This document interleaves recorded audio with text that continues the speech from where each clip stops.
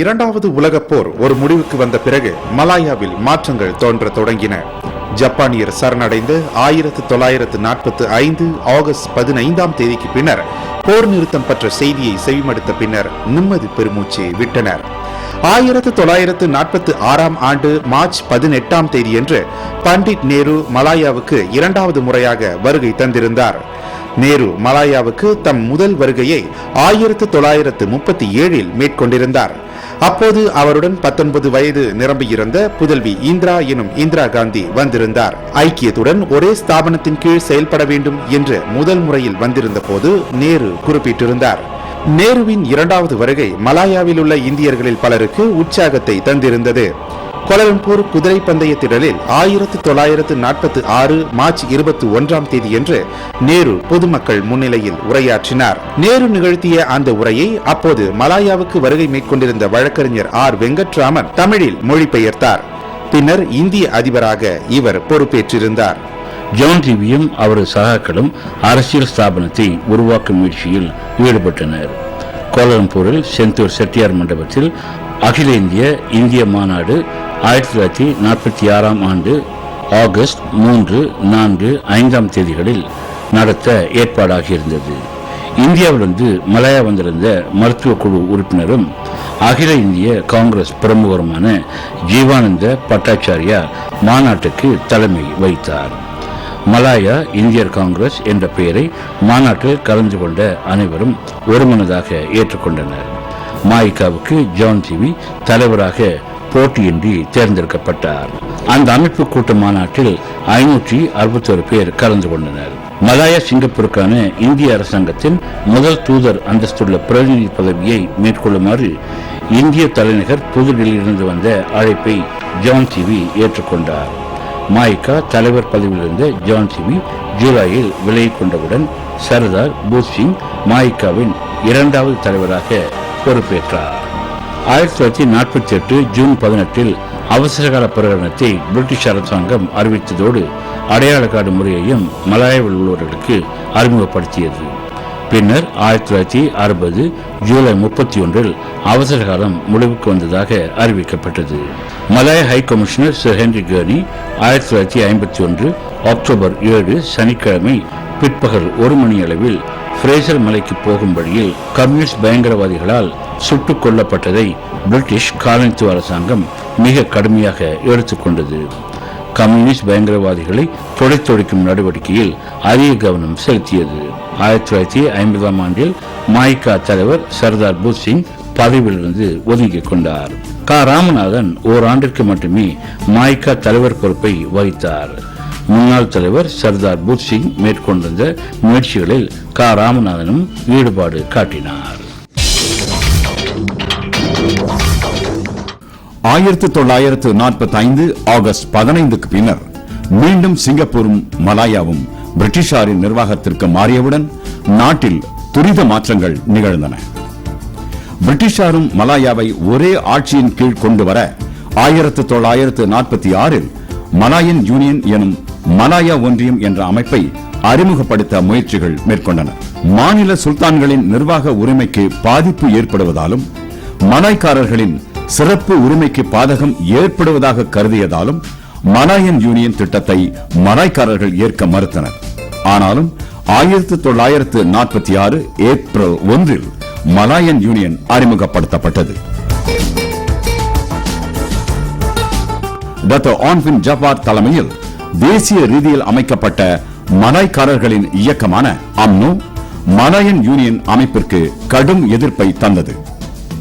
Malayan யூனியனுக்கு பதிலாக Malaya கூட்டரசு federation of Malaya என்ற பெயரில் ஆட்சி அமைப்பை மலாய்க்காரர்களின் சிறப்பு உரிமை பாதிக்கப்படாத வகையில் நிறுவி அதில் மாநில சுல்தான்களும் தேர்ந்தெடுக்கப்பட்ட பிரமுகர்களும் பங்கேற்கும் பெடரல் நிர்வாக மன்றத்தை அமைக்கும் ஆலோசனையை அம்னோ தலைவர் டாக்டர் ஆன் தெரிவித்ததை பிரிட்டிஷ் அரசு ஏற்றுக்கொண்டது. 1948 பிப்ரவரி 1இல் மலாயா கூட்டரசு அமைந்தது. பினாங்கு மலாக்காவையும் சேர்த்து நாட்டில் உள்ள 11 மாநிலங்களும் மலாயா கூட்டரசில் இணைந்தன. சிங்கப்பூர் பிரிட்டிஷ் காலனியாக தனியாக செயல்பட்டது. 1948 முதல் கூட்டரசு சட்டசபையை பிரிட்டிஷ் மலாயாவில் அறிமுகப்படுத்தப்பட்ட போது தொடக்கத்தில் 5 இந்தியர்கள் இடம்பெற்றிருந்தனர். இந்தியர் வர்த்தக சங்க பிரதிநிதி SOK உபைதுல்லா, ரயில்வே தொழிலாளர் சங்க தலைவர் MP ராஜகோபால், ரப்பர் தோட்ட சிப்பந்திகள் சங்க தலைவர் VMN மேனன், ரப்பர் தோட்ட தொழிலாளர் சங்க தலைவர் PP நாராயணன் ஆகியோரோடு சமூக பிரதிநிதியாக வழக்கறிஞர் R ரமணியும் கூட்டரசு சட்டசபை உறுப்பினர்களாக நியமனம் பெற்றிருந்தனர். தொடர்ந்து மலாயா இலங்கையர் சங்க தலைவர் கிளப் துரைசிங்கமும் இடம்பெற்றார். மலாயாவில் முதல் முறையாக 1951 டிசம்பர் 1 தேதியன்று பினாங்கு முனிசிபல் சபைக்கான பொதுத் தேர்தலை அப்போதைய பிரிட்டிஷ் ஆட்சியாளர்கள் அறிமுகப்படுத்தினர். சீனர்களை அதிகமாக கொண்டிருக்கும் பினாங்கின் நகராண்மை கழக தேர்தலில் மொத்தம் 9 தொகுதிகளுக்கு 3 கட்சிகள் தனித்தனியே போட்டியிட்டன. தொழிற்கட்சி சார்பில் போட்டியிட்டு வென்ற N பொன்னிதுரையும், ரடிக்கல் கட்சி சார்பில் வென்ற டாக்டர் NK மேனனும் அந்த முதல் நகராண்மை கழக தேர்தலில் வெற்றி பெற்ற இந்தியர்கள் ஆவர். பினாங்கு முனிசிபல் தேர்தல் நடைபெற்ற அதே நாளான 1951 டிசம்பர் 1 தேதியில் சிங்கப்பூர் நகராண்மை கழக தேர்தலையும் அப்போது பிரிட்டிஷ் காலனித்துவ அரசு நடத்தியது. பொது தேர்தல் மூலம் உறுப்பினர்கள் தேர்வு முறை அப்பொழுதுதான் மலாயாவிலும் சிங்கப்பூரிலும் நடப்புக்கு வர தொடங்கியது.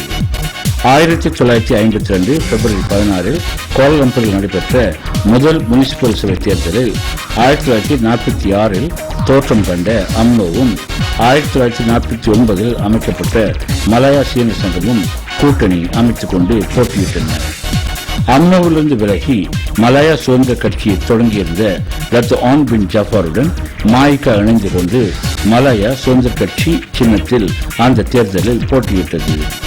இம்பி ward, Petaling ward, Bangsar ward, Sentul ward ஆகிய 4 தொகுதிகளில் தலா 3 பேர் வீதம் நகரமன்றத்திற்கு 12 பேரை தேர்ந்தெடுக்க நடந்த அந்த தேர்தலில் மொத்தம் 32 பேர் போட்டியிட்டனர். பங்சார் வார்டில் மலாயா சுதந்திர கட்சி சின்னத்தில் போட்டியிட்ட KL தேவாசரம், திருமதி தேவி கிருஷ்ணனும் வென்றனர். பங்சார் வார்டில் அந்த முதல் முனிசிபல் சபை தேர்தலில் போட்டியிட்டு வென்ற ஒரே சுயேட்சை வேட்பாளர் SCE சிங்கம். பள்ளி ஆசிரியராக பணிபுரிந்தவர். அப்போதைய சிராங்கூர் மாநில கால்பந்தாட்ட சங்க தலைவராகவும் அவர் பொறுப்பேற்றிருந்தார். கோலாலம்பூரில் 1952 நடைபெற்ற அந்த முதல் முனிசிபல் சபை தேர்தலில் 3 இந்திய பெண்கள் போட்டியிட வாய்ப்பு பெற்று தேர்தலில் போட்டியிட்டிருப்பது குறிப்பிடத்தக்க ஓர் அம்சமாகும். 1952 பிப்ரவரி 16 கோலாலம்பூரில் நடைபெற்ற வரலாற்று முக்கியத்துவம் வாய்ந்த அந்த முதல் நகரமன்ற தேர்தலில் அம்னோ வேட்பாளராக திருமதி எலிசி சோமசுந்தரம் எனும் தமிழ் பெண்மணி பங்சார் தொகுதியில் போட்டியிட்டார். தேர்தலில் திருமதி எலிசி சோமசுந்தரம் தோல்வி அடைந்திருந்தாலும் அம்னோ வேட்பாளராக போட்டியிடும் வாய்ப்பு பெற்று வரலாறு படைத்திருக்கிறார். அம்னோ மாசிசா கூட்டணியோடு மாயிகா இணைவது குறித்து மாயிகா தலைவர்கள் தீவிரமாக யோசிக்க தொடங்கினர். கூட்டணியோடு இணைய பேச்சுவார்த்தைகள் நடத்த தேவாசர் தலைமையில் க ராமநாதன், க குருபாதம், வே மாணிக்கவாசகம், SOK உபைதுல்லா ஆகியோர் இடம்பெற்றிருந்தனர். அம்னோ தலைவர் துங்குவும் அந்த இணைப்பை விரும்பினார். மாயிகா குழுவினர் அம்னோ மாசிசா பிரதிநிதிகளோடு 1954 அக்டோபர் 11 பேச்சுவார்த்தை நடத்தி நல்ல முடிவை கண்டனர். 1954 டிசம்பரில் கோலாலம்பூர் நகரமன்றத்துக்கு நடைபெற்ற தேர்தலில் முன்னோட்டமாக அம்னோ மாசிசா கூட்டணியோடு மாயிகாவும் இணைந்து போட்டியிட்டு வெற்றி பெற்றது. 1955 மார்ச் 30 மீண்டும் கூடிய அந்த 3 கட்சிகளின் கூட்டத்தில் இந்திய சமூகத்தை பிரதிநிதிக்கும் ஒரே அரசியல் கட்சி மாயிகா மட்டும்தான் என்பதனை முழுமையாக ஏற்றுக்கொள்வதாக அறிவிக்கப்பட்டது. அன்று முதல் எல்லா நிலைகளிலும் அம்னோ, மாசிசா, மாயிகா இணைந்து செயல்பட தொடங்கின. சிலரின் எதிர்ப்பையும் கீழறுப்பு வேலைகளையும் பொருட்படுத்தாமல் மாயிகாவை கூட்டணியில் இணைத்த பெருமை தேவாசரையே சேரும். 1955 ஏப்ரல் 30 நடைபெற்ற மாயிகா தலைவர் தேர்தலில் அதிக வாக்குகள் பெற்று VT சம்பந்தன் வெற்றி பெற்றார். பெடரல் சட்டமன்றத்திற்கான முதல் பொதுத் தேர்தலை அப்போதிருந்த காலனித்துவ அரசு 1955 ஜூலை 27 அறிமுகப்படுத்தியது. மலாய்க்காரர்களை பிரதிநிதித்து அம்னோவும், சீனர்களை பிரதிநிதித்து மாசிசாவும், இந்தியர்களை பிரதிநிதித்து மாயிகாவும் கூட்டணி அமைத்துக் கொண்டு தேர்தலில் போட்டியிட்டு மாபெரும் வெற்றி பெற்றன. பேரா கிண்டா உத்தாரா தொகுதியில் அப்போதைய புதிய மாய்கா தலைவர் வி.டி. சம்பந்தன் போட்டியிட்டு வென்றார். பத்துபகா தொகுதியில் இலங்கையரான செல்வசிங்கம் மெக்கண்டையர் போட்டியிட்டு வென்றார்.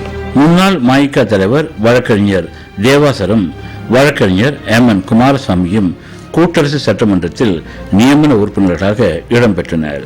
அம்னோ தலைவரும் கூட்டணி தலைவருமான துங்கு அப்துல் ரஹ்மான் தலைமையில் முதல் அமைச்சரவை அமைக்கப்பட்டது. அவரது முதல் அமைச்சரவையில் மாய்கா தலைவர் வி.டி. சம்பந்தன் தொழிலாளர் அமைச்சராக பொறுப்பேற்றார். அப்போது அவருக்கு 36 வயதுதான். லண்டனில் பிரிட்டிஷ் அரசாங்கத்துடன் சுதந்திரம் குறித்து பேச ஏற்பாடுகள் மேற்கொள்ளப்பட்டன. அதற்கு முன்னர் மலாயாவில் அமல்படுத்தப்பட்டிருந்த அவசர காலத்திற்கு ஒரு முடிவு காண விரும்பினார் துங்கு. கம்யூனிஸ்ட் பயங்கரவாதிகளை சரணடையுமாறு வேண்டுகோள் விடுத்தார். அவருடன் பேச்சுவார்த்தைகள் நடத்தவும் முன்வந்தார். கெடாவில் உள்ள பாலிங்கில் மலாயா கம்யூனிஸ்ட் கட்சியின் முக்கிய தலைவர் என கருதப்பட்ட சின்பெங்குடன் 1955 டிசம்பர் 28, 29 தேதிகளில் பேச்சுவார்த்தை நடத்த பாலிங்கில் உள்ள ஆங்கில பள்ளிக்கூட மண்டபத்தில் ஏற்பாடு செய்யப்பட்டிருந்தது. சின்பெங்குடன் அப்துல் ரஷீத் பின் மைடின், சென் டி.என் ஆகியோர் சந்திப்பு கூட்டத்தில் கலந்து கொண்டனர். துங்கு தரப்பில் சிங்கப்பூர் உள்ள அப்போதைய முதலமைச்சர் டேவிட் மார்ஷல், மலாயா சீன சங்க தலைவர் டத்தோசோ செங் லாக் டான் ஆகியோரும் இடம்பெற்றிருந்தனர். 2 நாட்கள் நடைபெற்ற அந்த பேச்சுவார்த்தை சந்திப்பு கூட்டம் வெற்றி தரவில்லை. கம்யூனிஸ்ட் பயங்கரவாதிகளை துளைத்தொழிக்கும் பணி அதன் பின்னர் மேலும் தீவிரமாக்கப்பட்டது. பாலிங் பேச்சுவார்த்தை முறிவுக்கு பின்னர் 34 வருடங்களுக்கு பிறகு ஆயுத போராட்டத்தை கைவிடுவதாக 1989 டிசம்பர் 2 தேதியன்று தாய்லாந்து ஹஜாய் நகரில் மலேசிய அரசாங்கத்தோடு அமைதி ஒப்பந்தத்தில் கையெழுத்திட்டது சிபிஎம். மர்தேகா பேச்சுவார்த்தைகளை வெற்றிகரமாக நடத்திய குழுவினர் 1956 பிப்ரவரி 19 தேதியன்று நாட்டுக்கு திரும்பினர். அந்த மர்தேகா குழுவினருக்கு மலாக்காவில் பலவான் பண்டர்ஹில் திடலில் 1956 பிப்ரவரி 20 மாபெரும் வரவேற்பு நல்கப்பட்டது. 2வது முறையாக லண்டனுக்கு தூதுக்குழுவினர் சென்றனர். 1957 பிப்ரவரி 8 தேதியன்று துங்கு பிறந்தநாள் அன்று மலாயா சுதந்திர பிரகடனம் கையெழுத்தாகியது. 1957 ஆகஸ்ட் 31 மலாயாவுக்கு சுதந்திரம் கிடைத்தது.